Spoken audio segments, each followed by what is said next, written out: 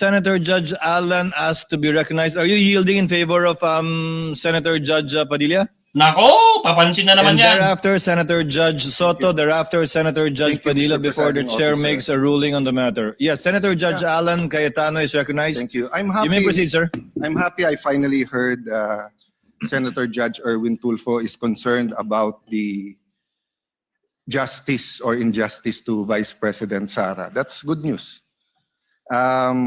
Regarding the waste of time here, sabi ni Senator Joker Arroyo, it is useless to argue a legal point with a non-lawyer.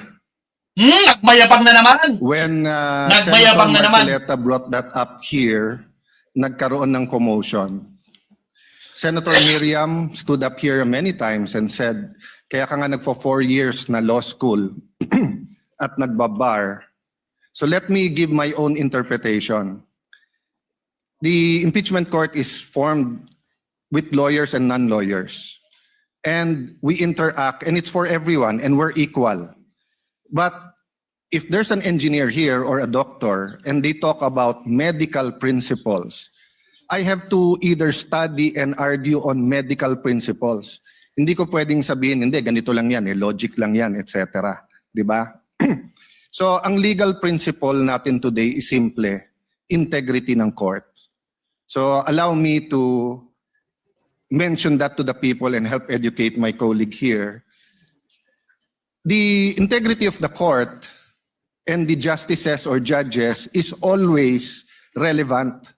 So if the Supreme Court or COMELEC, Court of Tax Appeals, Sandigan Bayan is being heard and the judges are being threatened, you give them time.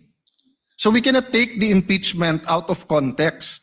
May nangyayaring flood control scandal, may nangyayaring gulo sa Team Unity na hindi na united ngayon.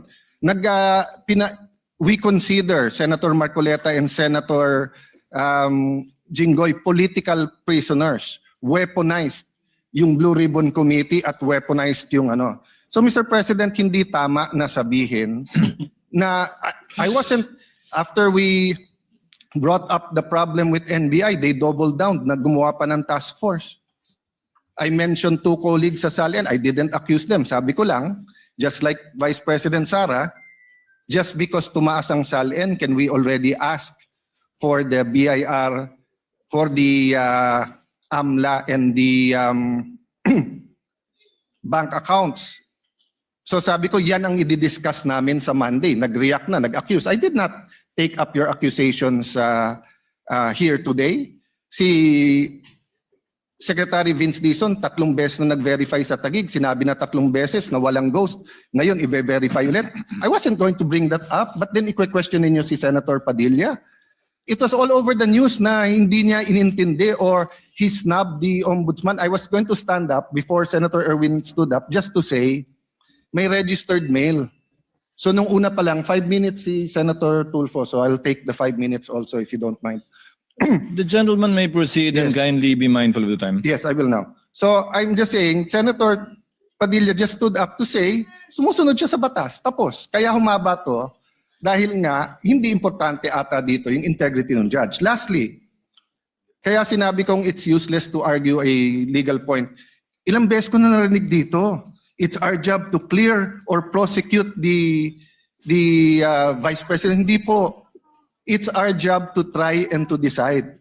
It's the prosecution's job to try to prosecute, and it's the defense job to convince us na wala. Our job is to try and to decide. And when you decide, you acquit or you convict. Why is that important? These are legal terms.